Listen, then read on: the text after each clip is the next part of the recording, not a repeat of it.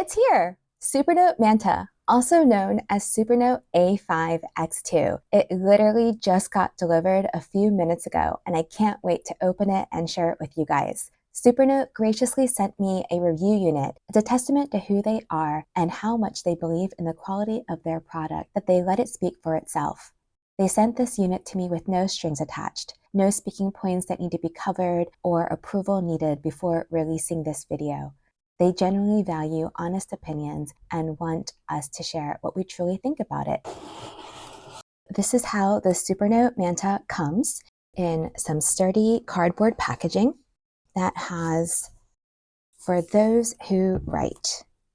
So let's dive in. You can see that inside there is the half folio, the Supernote Manta, and the Heart of Metal 2 pen in the Azure Sky edition.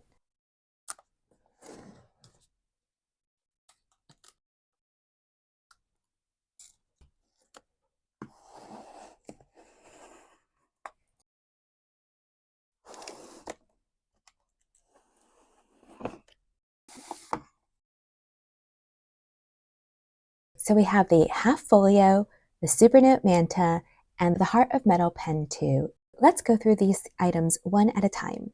So here is the Supernote Manta. This packaging is really nice. It's very sturdy feeling, and it has a magnetic enclosure. There's padding here to make sure that the Supernote Manta gets to your door in perfect condition. It is also wrapped protectively, and there is a quick start guide as well as supplies. A pen loop does come attached to the Manta. If you would like to switch it out or you need to replace it, you have a few options. This is the standard size, the smaller size, and a version that you can cut to the size that you need. And this is what it looks like.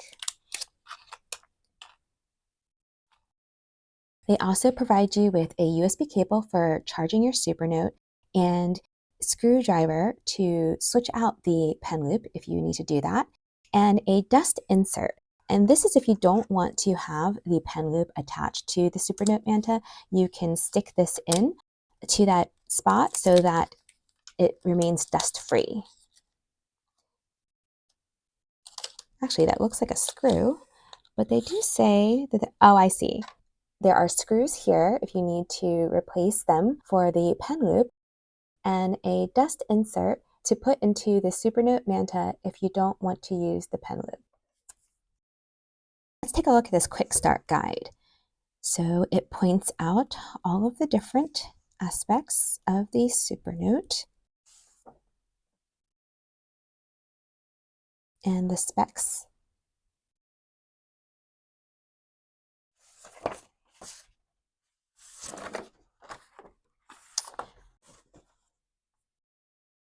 This quick start guide is available in English, Chinese, and Japanese. And for the complete user guide, you can go to their website. Let's open this up. This is the Supernote Manta.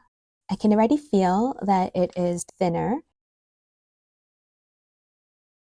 Definitely thinner than its predecessor, the A5X.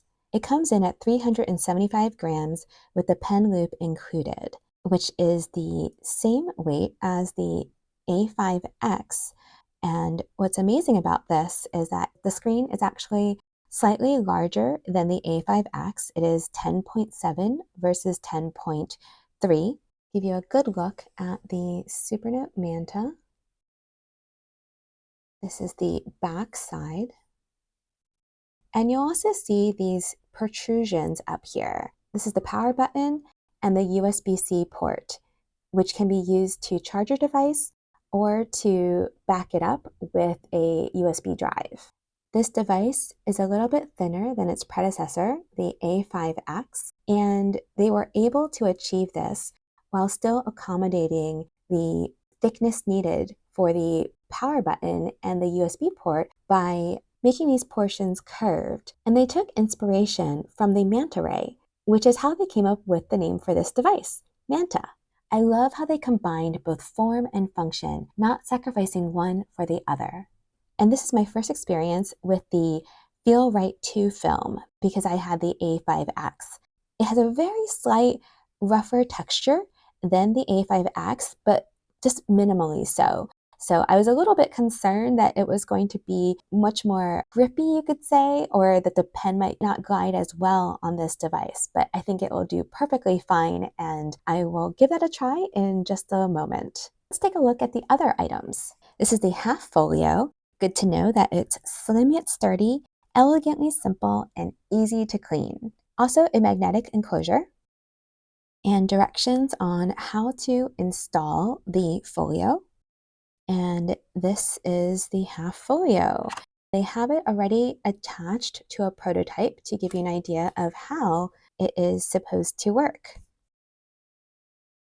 We'll attach that in just a second.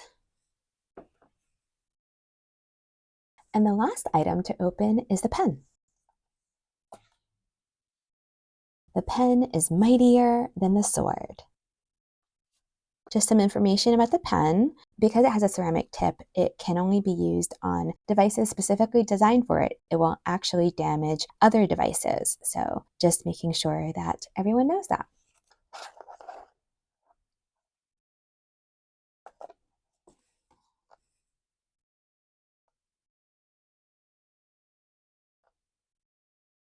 This azure blue is really pretty.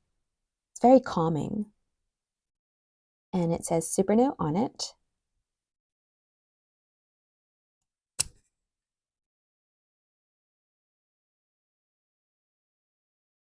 Actually pretty light, or lighter than I thought it was going to be.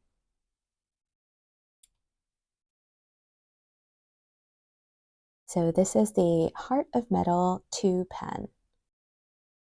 So adding the cap to the back actually made it a good deal heavier. So I take that back. This is good for people who like to have a pen that has some weight to it, some heft to it. It's a bit different than the kind of pen that I usually use. I typically go for very light pens. It'll be interesting to write with this. Let's attempt to connect the folio to the device. So you'll see that the device has 4 spots to connect to the folio, and then it has some pins in the middle. And the pins are probably for some future accessory.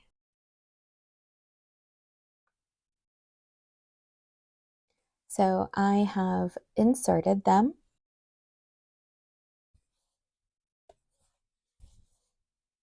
Oh, that was actually pretty easy to do. Has a nice little ridge here.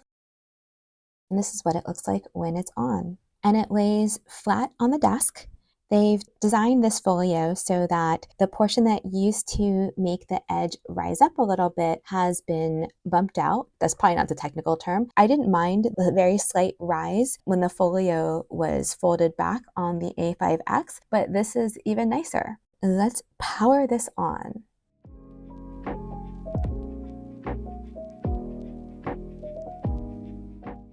English, choosing the server location.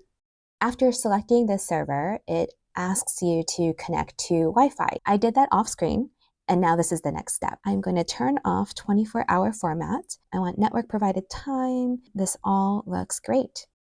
It's nice that Supernote gives you the choice to opt in or not to share your usage and diagnostics information. It's really wonderful that they don't default it to what would help them the most. I appreciate the integrity of this. Beginner's Guide.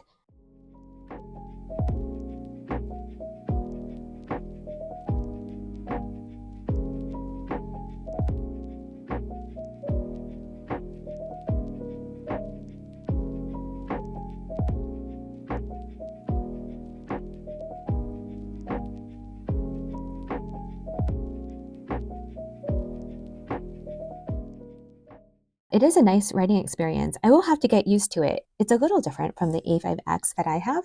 I feel a little bit more resistance when I'm writing. It will be interesting to see with this FeelWrite 2 film, so I'm happy to let you guys know what I think of it in a few days. So writing on Manta, I immediately noticed that the text is appearing a bit sharper. It's very nice, and it makes sense because this screen is higher resolution. It is 300 dpi, and the A5X was 226 dpi. Also, I felt a little bit more resistance when writing on Manta. I did hear that there is a break-in period with this FeelWrite 2 film, so it'll be interesting to see what that experience feels like in a few days.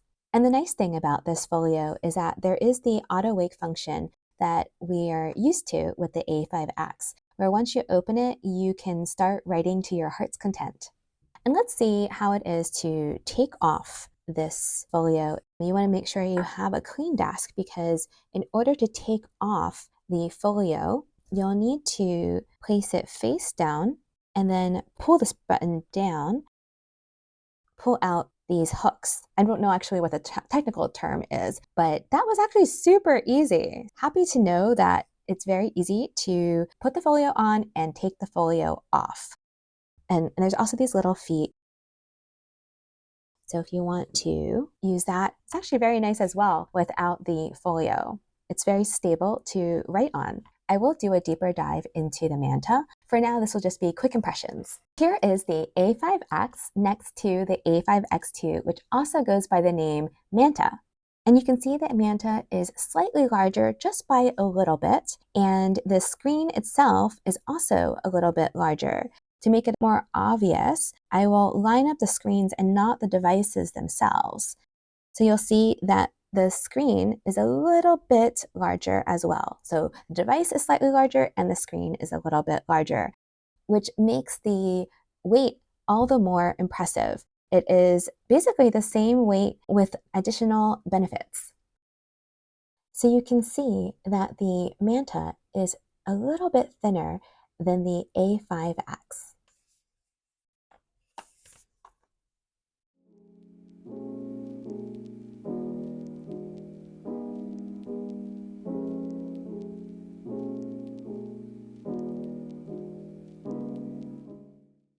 Granted, the Supernote Manta only has half a folio, so it is going to naturally be slimmer, but it's amazing what it does to the profile when it's just half a folio. Both do a great job of rendering the image, but you'll notice that it's a little bit sharper here. This is 226 dpi, and this is 300 dpi. The image is sharper on Manta, though it's also still good on the A5X. So I will lift these up a bit closer so that hopefully you can see the difference. Also, I wanted to show how the resolution impacts text. This is the A5X and the A5X2. Hopefully you can see the difference. They're both good. You can see that with the increased resolution, that the text is a bit sharper. In addition to a slightly larger screen and increased resolution, Manta also features a removable back plate, and that is a big change. The A6X does have modularity, and that has been carried over to the A5X. So now the battery is replaceable, and storage can be expanded, and the motherboard can be upgraded. So the Supernote can really be customized to whatever needs you have. They also listen to user feedback and move the charging port from the bottom of the device to the top of the device so that it's out of the way when you're writing. I didn't really mind the port at the bottom of the device because the battery life is pretty good on these devices, so I wasn't charging it all the time, but it will be nice to have it at the top so that it's never in the way. Manta features a second physical bar, just like the Nomad. This will be a really welcome addition with easy shortcuts to erase text, undo actions, or redo actions. I'll do a deeper dive on Manta once I've had a chance to use it. If you have any questions or things that you're curious about, let me know in the comments. If you plan on getting Manta, please consider buying it through my affiliate link in the description. There is no extra cost to you, and it helps support this channel. Thank you so much. If you're new to Supernote, in the meantime, you can check out this video and see how Supernote became my favorite purchase of 2023.